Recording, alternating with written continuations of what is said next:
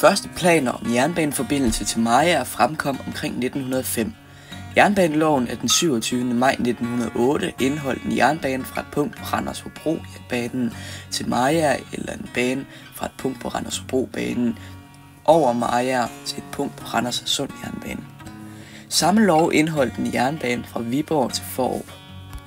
Statens tilskud var fastsat til 2/3 af det første og til halvdelen af det andet projekt. Mere skete der dog ikke i denne omgang. Først i 1918 ved lov af 20. marts optoges 2 baner, en fra Viborg til Fårup og en anden fra Fårup til Mariager. Den 16. august 1919 blev der meldt enretsbevilling på Mariager-Fårup-banen, og den 22. december samme år enretsbevilling på Viborg-Fårup-banen.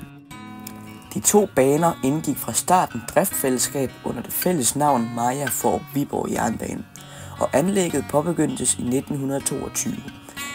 Indvielsen af den 58,5 km lange bane fandt sted den 28. juni 1927, og den daglige drift kunne påbegyndes den 1. juli 1927. MFVJ havde hovedkontor fælles med Vestsallingbanen i Viborg, mens toglederkontor, remise og værksted lå i Mariager.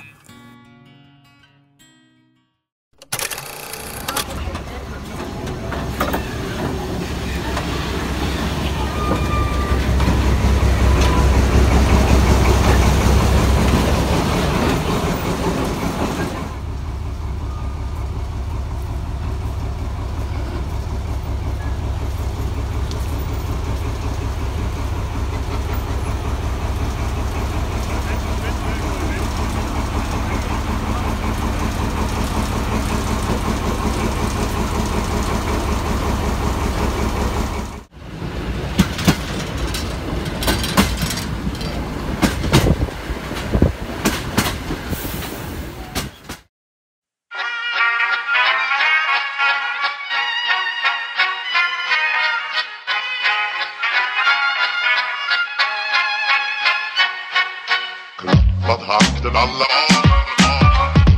fullfest hela dagen.